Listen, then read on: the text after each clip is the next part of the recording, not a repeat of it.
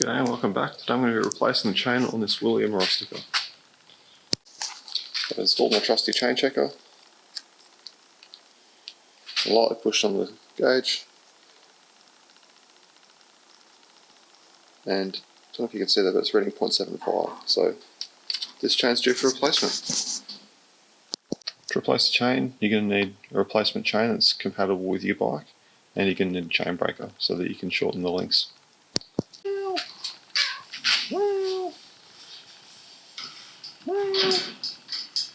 The first step to replacing a chain is to remove the old one. So I'm going to put that in an easy gear, which is going to be on the smallest cog at the front and the smallest cog at the back, because it's going to be easier to take the chain off in that combination.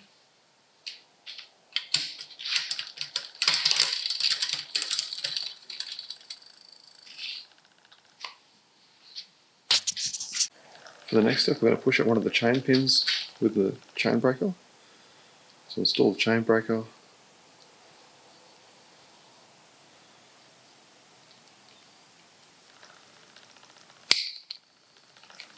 And that time my tool didn't break, so that's good. We'll just keep pushing this pin out.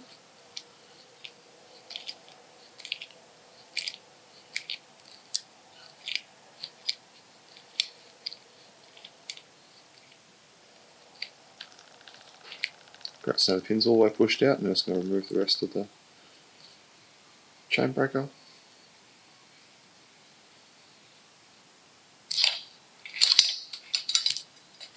Fantastic, now the chain's broken. Now some people like using the old chain and sort of like dangling it out and sort of matching the new chain to the old chain. I don't like that for a few reasons. Sometimes it's the wrong length chain you've taken off there, and especially if, like, I fitted it myself, I don't want to be copying what I done last time, so I'll always size them from scratch, and that's what I'll do today. So got my brand new chain. So I'll run that through the derailleur and see how much I need to cut off, if anything.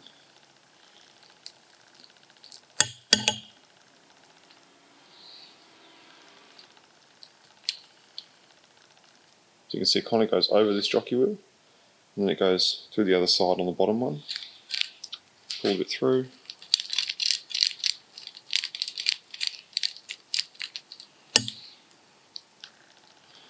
And then what I normally do is I sort of come up from underneath with the chain, bring it around this wheel,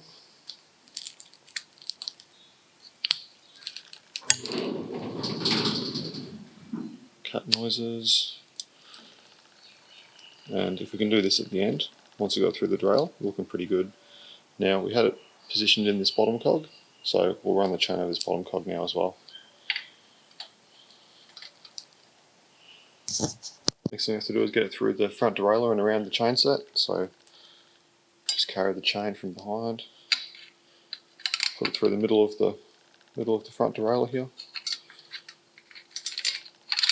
pull it around, drop it onto the small chain ring, and then we're ready to join it. There's loads of different methods for working out what the correct chain length for your bike is. Usually it's on your manufacturer of your gear sets website. In this case, I'm just going to work out what the maximum length of chain I can use on the bike is, and we're going to run with that. So that'll allow for the maximum possibility of running big and big without making like terrible grinding noises in the bottom cog if you're running small. So come in like this, and you can see if we leave the chain full length, it's just not going to work. So because there's overlap and the rear derailleur isn't tensioned yet, it's just not going to work at all. So I'm going to have to cut something off, but how much is the question. So I think if we just get a bit of tension on that derailleur, it's going to work quite well there. It's definitely not going to be shorter than that, so I'm now going to push out this pin, and we'll do just a quick test, and then I'll install the quick link or the joining link. Now going with the chain breaker, same procedure as when we were removing the chain before. Just drive that pin out.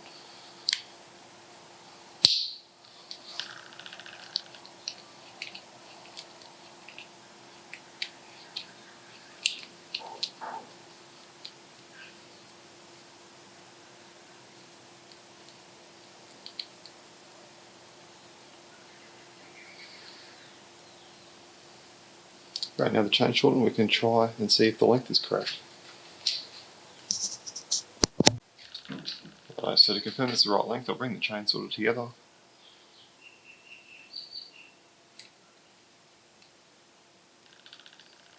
That's looking pretty good to me. Now to join it, I've got a SRAM power link.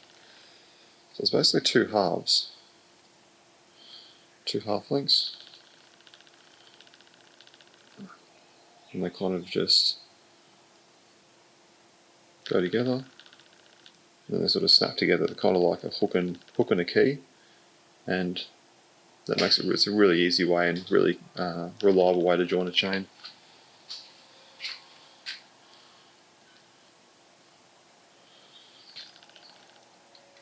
So you put one of them on each side, and these will just hook together.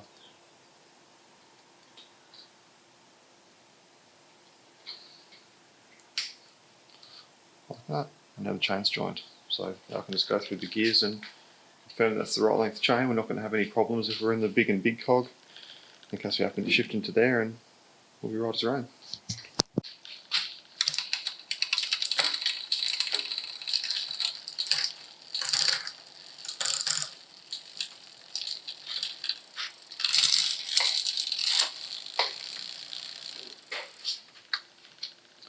That looks fantastic. The derailleur's still got a bit of room to move in case we get a bit of chain suck. It's not going to rip off anything. Last step was to test ride it, make sure there's no skipping gears due to a worn cassette.